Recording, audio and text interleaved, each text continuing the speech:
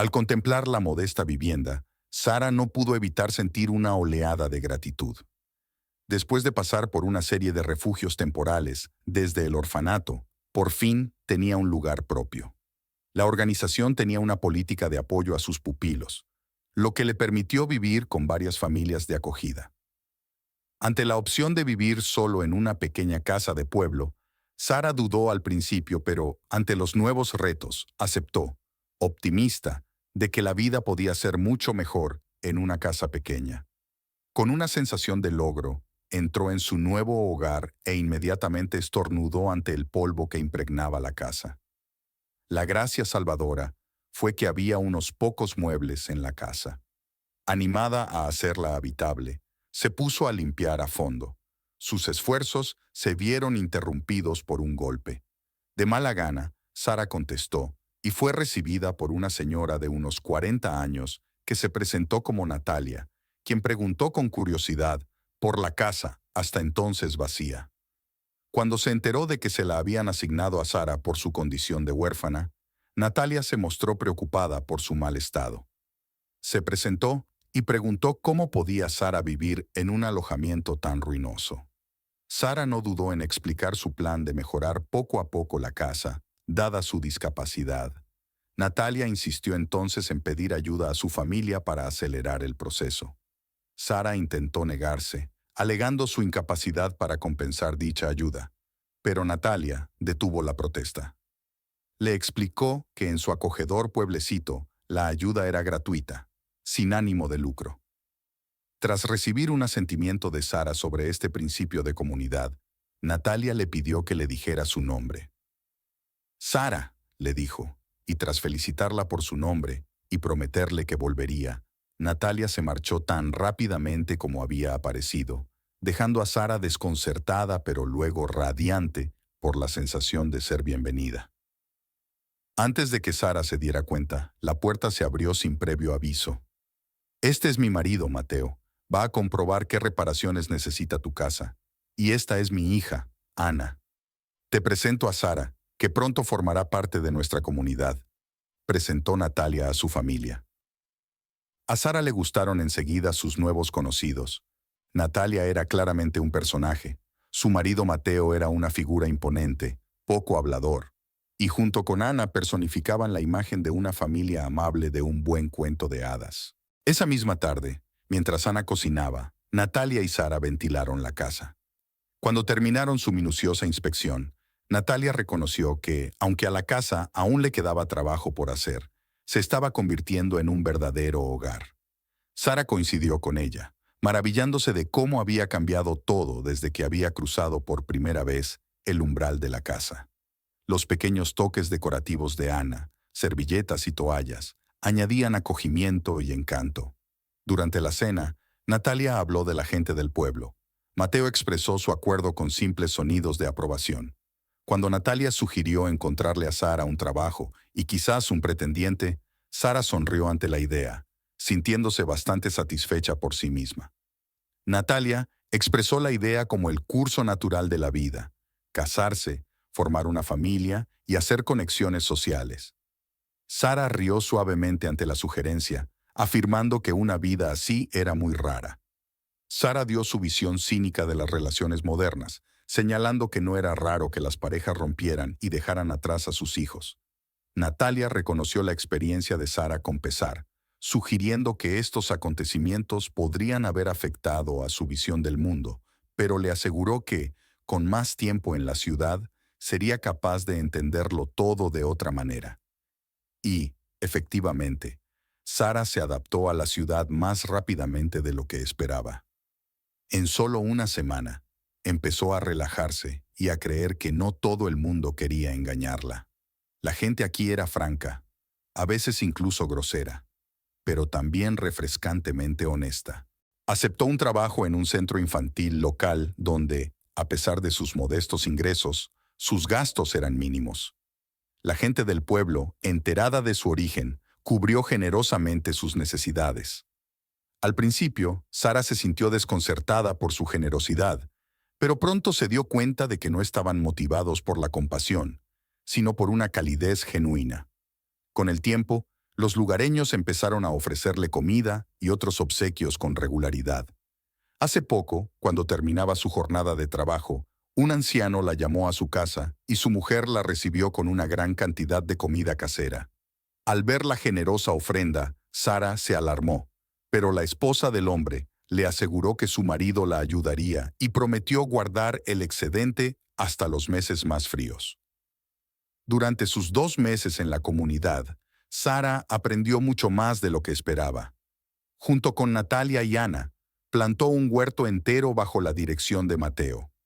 Sara ha dominado la jardinería e incluso ha probado piezas de su pequeña parcela. También se acostumbró a las visitas mañaneras del enérgico gallo de Natalia a su ventana. Cuando llegó un día libre, Sara decidió que dedicaría la tarde a conservar la abundancia de verduras. La sabiduría de la anciana se hizo patente a medida que cambiaban las estaciones, y el invierno acentuaba el valor de cada bocado de provisión. Aquella noche, Ana trajo setas de regalo de su madre, y Sara preguntó si eran de temporada. Ana se lo confirmó riendo, y advirtió a Sara de que había un inmenso bosque más allá de su patio, y le advirtió que no se adentrara demasiado. Al amanecer, Sara se adentró en el bosque con una cesta en la mano para probar por primera vez la tala de árboles. La impresionante vista, con la niebla fluyendo por las laderas y el amanecer abriéndose paso entre las copas de los árboles, la llenó de alegría y gratitud por el inesperado regalo de su nuevo entorno, ignorando la falta de descanso. A la entrada del bosque, Sara se incorporó al encantador mundo de la recolección de setas, señalada por su primer hallazgo. 2 horas más tarde, su cesta estaba llena de gordas setas blancas. Contempló con nostalgia la abundancia del bosque y observó que cerca de la ciénaga crecían arándanos rojos. Colocó la cesta bajo un roble, se hizo una bolsa improvisada con el pañuelo de la cabeza y empezó a recoger bayas. A medida que avanzaba el día, el hambre se hacía sentir y el crepúsculo le indicaba que la jornada tocaba a su fin. Al enderezarse después de recoger bayas, se detuvo sorprendida. Al otro lado del pantano, vio los restos de un avión, cuya estructura ruinosa era un testimonio silencioso de la época pasada de la Segunda Guerra Mundial. Mirando a su alrededor, Sara decidió que los habitantes del pueblo cercano seguramente conocían el avión y lo consideraban inofensivo. Tocó con cautela el ala de la aeronave, reflexionando sobre su presencia imperturbable. La curiosidad la hizo subir al ala para ver mejor el interior, pero un repentino estornudo la hizo caer. Todo estaba en silencio. El sonido era juvenil, tal vez incluso de una pequeña criatura. Sara se levantó, se sacudió y volvió a subir al ala. Mirando hacia el interior, se encontró con la mirada del niño. «¿Quién eres? ¿Qué haces aquí?» «Sal, te ayudaré», le ofreció Sara. La niña, que parecía tener unos 5 o 6 años, aceptó su mano agradecida. Sara la ayudó a salir, observando solo unos pequeños arañazos. Al preguntarle cómo había acabado aquí, la niña, saciando su sed con la botella de agua de Sara, explicó que había huido tras una discusión con su padre, se había perdido y había acabado accidentalmente en el avión al caer la noche. Sara se quedó sin aliento. Tras calmar a la niña, la condujo a su casa, prometiéndole que la alimentaría y localizaría al padre de la niña, y luego le aseguró que le explicaría todo. Para sus adentros, Sara reflexionó sobre las severas palabras que le diría al padre acerca de sus responsabilidades. Mientras caminaban de vuelta al pueblo, la niña, que se llamaba Isabel, se recuperó de su aventura y habló apasionadamente de su vida en la ciudad, de su agobiado pero maravilloso padre y de lo que la había llevado a hacer aquello. Isabel le rogó a su padre que fuera al lago a ver los cisnes y que fuera al bosque a ver el canto del cuco, pero él se mostró reacio debido a su apretada agenda. Esto llevó a Isabel a una obstinada decisión y a las desventuras que siguieron. Al llegar al alojamiento de Sara, los acontecimientos del día pesaron sobre Isabel y se quedó adormilada, sin apenas tocar la sopa. Sara se acomodó en el sofá y comenzó a considerar su próximo curso de acción. que obviamente era buscar el consejo de Natalia. Natalia resultó estar al tanto e informó de que Isabel estaba siendo buscada por toda la ciudad y su angustiado padre estaba casi frenético. Natalia se encargó de alertar a las autoridades. Poco después de que Sara regresara a su casa, los coches se detuvieron en la calle. Cuando se acercó para calmar el alboroto, un joven enfurecido irrumpió en la casa, se encontró con la mirada de Sara y se dirigió directamente hacia su hija.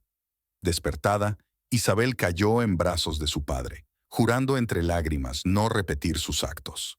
Su padre la tranquilizó con dulzura y le prometió que harían el viaje deseado.